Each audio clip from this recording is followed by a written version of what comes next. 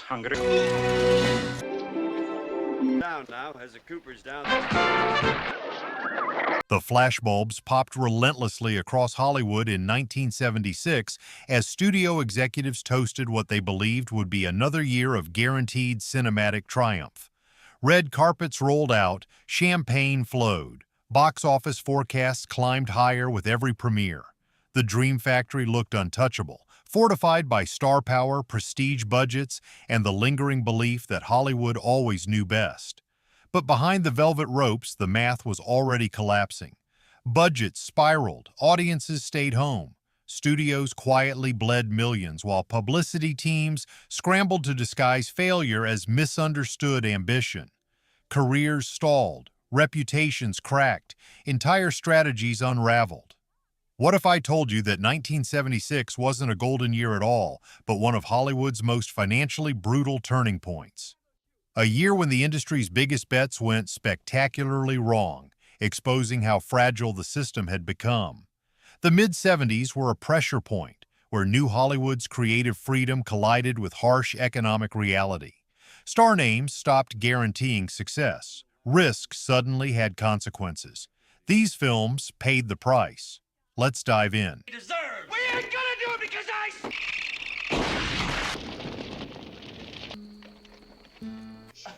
As the lonesome down now, as the Cooper's down. We have a nice day. Number 12. The Missouri Breaks. This Western was supposed to be untouchable.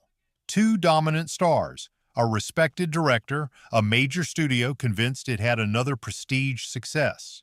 United Artists put roughly $12 million on the line, expecting awards attention and strong box office returns, driven by star power and genre legacy. Instead, the production spiraled. Marlon Brando arrived on set unpredictable and resistant to direction, or reshaping his character into something eccentric and unsettling. Improvisation replaced planning. Wardrobe choices became distractions. Authority on set weakened, and tensions between the leads hardened into open frustration. The Montana shoot only intensified the chaos, with weather delays and crew conflicts stretching schedules and patience. When the film opened, the numbers told the story. Domestic grosses stalled at around $8.5 million, well below production costs before marketing. United Artists absorbed the loss. The director's career cooled rapidly. Brando's reputation for being unmanageable solidified, making future productions wary. Later reassessments framed the film as a deliberate dismantling of Western mythology. But there was no revival, no cult following. It endured mainly as a warning about excess, ego, and a genre losing its foothold in Hollywood. drop on what? Trade? Oh, I'll meet you there.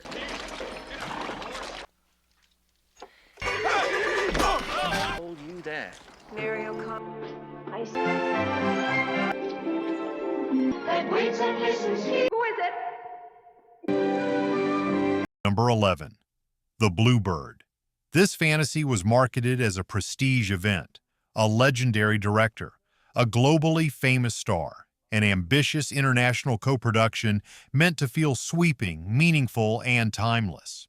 With a budget near $12 million, expectations were enormous. The reality was paralysis. Cultural and political tensions slowed every decision. Creative control fractured inside a rigid production environment. On set, relationships deteriorated and morale sank as the shoot dragged on. The finished film leaned heavily on symbolism but lacked warmth, momentum, or emotional clarity. When it premiered in late 1976, audiences were baffled. Critics were unmoved. The box office collapse was severe. Roughly $2 million came back domestically, turning the project into a financial disaster. Losses mounted quickly, and the failure effectively closed the chapter on the director's long career while chilling enthusiasm for similar large-scale collaborations. There was no rediscovery. The film slipped quietly out of circulation, rarely screened and seldom discussed. Today, it survives mainly as a cautionary artifact, proof that scale, prestige, and star power mean nothing without cohesion behind the curtain. Of course, the rights are dead. Off for something done! What to say to her?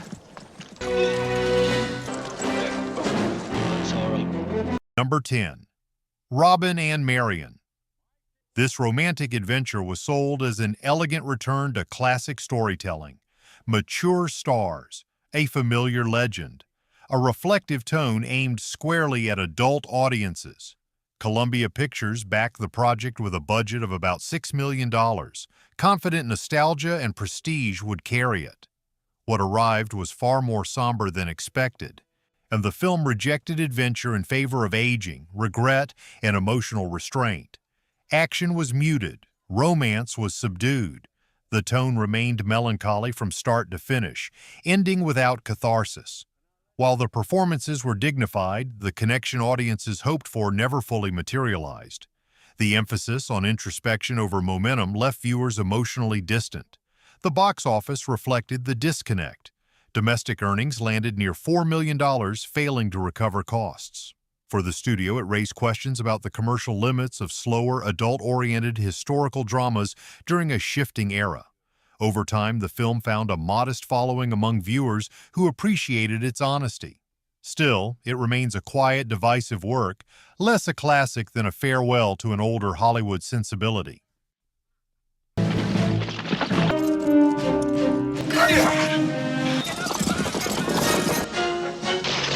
Bloody irregular. Number 9. Aces High. This World War I aerial drama arrived with serious intent. A respected director, a rising lead actor, a budget of around $3.5 million. The goal was to combine thrilling air combat with a sober examination of war's futility. It failed on both fronts. While performances were solid, the aerial sequences lacked urgency and emotional punch.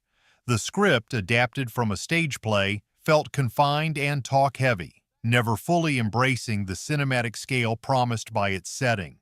When the film premiered, critics responded with indifference and audiences stayed away.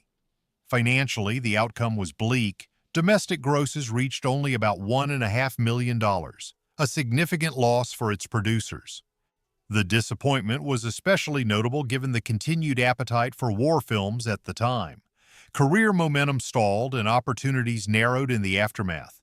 Unlike other war dramas that found later appreciation, this one largely disappeared.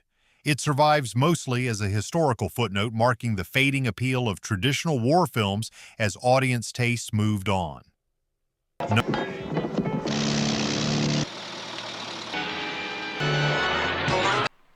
I don't get my money back? Stay low. Number 8. The Great Scout and Cathouse Thursday. This Western comedy looked like a safe bet, a major studio, a proven star, a mid-70s appetite for irreverent humor. With a budget near $4 million, expectations were broad appeal and easy laughs. Instead, the film collapsed under tonal confusion. Performances clashed with the material. Comedy leaned too broad, while genre satire never fully landed. The script wavered between mocking Western traditions and relying on them, leaving audiences unsure how to respond. The box office was unforgiving. Domestic receipts stalled around $2.5 million, well below costs. The failure forced the studio to rethink its Western strategy and stalled momentum for those involved. Today, the film is rarely seen and seldom discussed.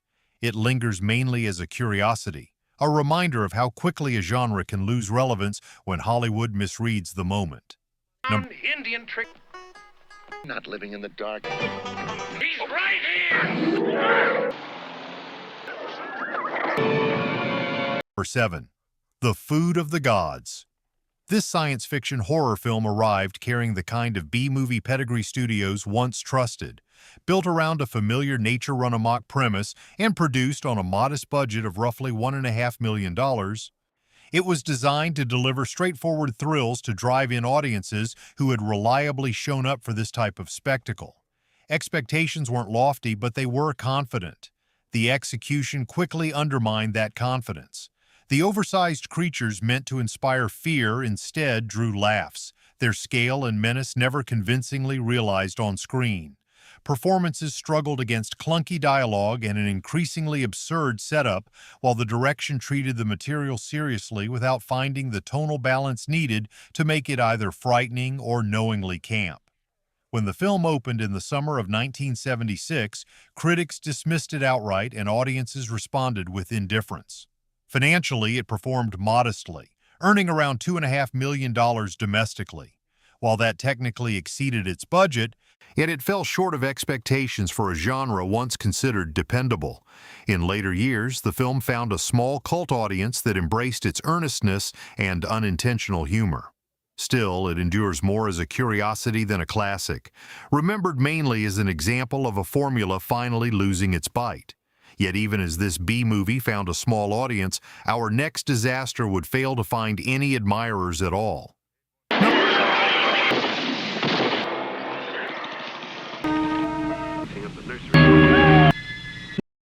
Number 6. Embryo. This science fiction horror film arrived with an intriguing premise and notable star power. Directed by Ralph Nelson and starring Rock Hudson, a reliable box office draw, alongside Barbara Carrera and Diane Ladd, Embryo explored the controversial topic of accelerated human growth.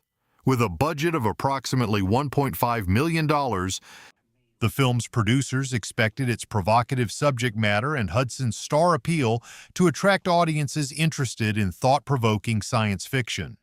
The result was a film that failed on nearly every level. The script, which attempted to blend scientific speculation with horror elements, was criticized as illogical and preachy. Hudson, though typically charismatic, seemed miscast as a scientist whose experiments go awry. Carrera, in her film debut, struggled with the complex emotional demands of her role as a rapidly developing artificial human. Nelson's direction lacked the visual flair and pacing necessary to overcome the script's deficiencies. When Embryo premiered in the summer of 1976, it was met with critical scorn and audience disinterest. The box office was catastrophic. Embryo grossed less than $1 million domestically against its $1.5 million budget, representing a significant financial loss for its producers. The film's failure was particularly disappointing given Hudson's proven track record in both dramatic and genre films. For Carrera, despite her striking appearance, the poor reception did not help her efforts to establish herself as a serious actress. Nelson, who had previously directed the acclaimed Lilies of the Field, found his career momentum significantly stalled by the film's poor performance. In the years since its release, Embryo has virtually disappeared from cultural memory. It rarely appears on television or streaming platforms, and when it does, it's usually presented as a curiosity rather than a rediscovered gem. The film has become a footnote in Hudson's career. Remembered primarily by film historians interested in the actor's later work and by science fiction completists. Its failure contributed to the industry's growing skepticism toward high-concept science fiction films that lacked blockbuster special effects or established genre franchises. But while Embryo vanished into cinematic obscurity, our next disaster would at least leave behind a memorable title.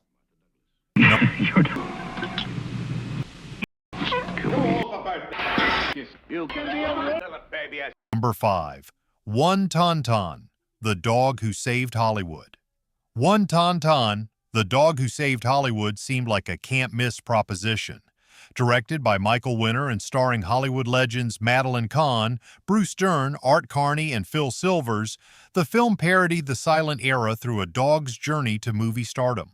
With a $3 million budget, its producers expected its nostalgic appeal and star power to attract audiences of all ages. What should have been charming became tedious. The titular dog, though photogenic, lacked the personality to carry a film. Kahn, a brilliant comic actress, was underutilized in a role that failed to showcase her talents. Winner, known for action films like Death Wish, seemed ill-suited to broad comedy. The script relied too heavily on inside jokes that failed to connect with mainstream audiences. The box office was disastrous. The film grossed less than $1 million domestically, representing a catastrophic financial loss. For Kahn, recently Oscar-nominated for Paper Moon, it was a rare commercial misstep. Winner's comedy credentials were significantly damaged. In the decades since, Ba One Ton Ton has become a cautionary tale about relying on celebrity cameos at the expense of coherent storytelling. It occasionally appears on television as a curiosity but has never developed a cult following, remaining one of 1976's most memorable box office disasters, if only for its outrageous title. But while this canine comedy failed to find an audience, our next disaster would at least manage to recoup its costs, if not its dignity.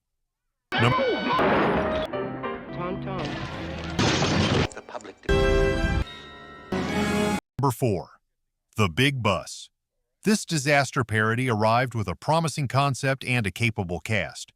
Directed by James Frawley and starring Joseph Bologna and Stockard Channing, alongside a supporting cast that included Ned Beatty and Richard Mulligan. The Big Bus spoofed the disaster film genre that was reaching its peak popularity in the mid-1970s. With a budget of approximately $3 million, Paramount Pictures expected the film to capitalize on audience familiarity with films like Airport and The Poseidon Adventure. The result was a film that failed to land its comedic targets. The parody elements, which should have been the main attraction, were criticized as obvious and uninspired. Bologna and Channing, though talented comedic actors, lacked the chemistry necessary to carry the film. Frawley's direction struggled to balance the broad physical comedy with the satirical elements, creating a tonal inconsistency that left audiences unsatisfied. When The Big Bus premiered in the summer of 1976, it was met with critical indifference and audience apathy. The box office was underwhelming. The Big Bus earned approximately $4.5 million domestically against its $3 million budget, technically turning a small profit but falling far short of Paramount's expectations. The film's lackluster reception was particularly disappointing given the commercial success of the disaster films it was parodying. For Bologna and Channing, who were attempting to establish themselves as film leads, the poor reception represented a setback in their movie careers, though both would find greater success on television. Unlike some of its contemporaries, The Big Bus has developed a modest cult following among fans of 1970s comedy who appreciate its ahead-of-its-time approach to genre parody. The film has found new life on home video and streaming platforms, where it's often presented as an overlooked example of 1970s satire. Yet it remains primarily a curiosity rather than a rediscovered classic, remembered more for its place in the disaster film cycle than for any lasting comedic impact. Yet even as this parody found a small audience, our next disaster would feature a major star in a role that failed to capitalize on his proven appeal. You got that, it all came Number 3. The Duchess and the Dirtwater Fox. This Western comedy seemed like a surefire hit. Directed by Melvin Frank and starring George Segal, who had recently appeared in the successful A Touch of Class, alongside Goldie Hawn, who was becoming one of Hollywood's most bankable stars, the film promised to blend the rugged appeal of the Western with the sophisticated comedy that both actors had previously mastered. With a budget of approximately $5 million, 20th Century Fox expected the film to appeal to both traditional Western fans and younger audiences seeking star-driven comedy. What should have been a winning combination became a disjointed effort. Segal and Hawn, though individually charismatic, lacked the romantic chemistry that audiences anticipated. The script, which attempted to satirize Western tropes while simultaneously embracing them, never found a consistent tone. Frank's direction, while competent, failed to reconcile the film's competing elements into a coherent whole. When The Duchess and the Dirtwater Fox premiered in the spring of 1976, it was met with critical indifference and audience apathy. The box office was disappointing. The Duchess and the Dirtwater Fox earned approximately $3.5 million domestically against its $5 million budget, representing a significant financial loss for 20th Century Fox. The film's failure was particularly striking given the proven box office appeal of both Segal and Hawn. For Frank, who had previously directed the successful A Touch of Class, the poor reception marked a setback in his directing career. For Segal and Hawn, though their star power remained intact, the film's failure represented a rare commercial misstep in otherwise successful careers. In the decades since its release, The Duchess and the Dirtwater Fox has largely disappeared from cultural memory. It occasionally appears on television or streaming platforms, but has never developed a cult following or undergone significant critical reappraisal. The film has become a footnote in the careers of its stars, be remembered primarily by completists and those interested in the final days of the Western comedy genre before its near-total disappearance from Hollywood production schedules. But while this Western comedy faded into obscurity, our next disaster would feature an international cast in a production that underperformed despite its global pedigree. That's not it. And I don't see that. And that's Shot of heroin.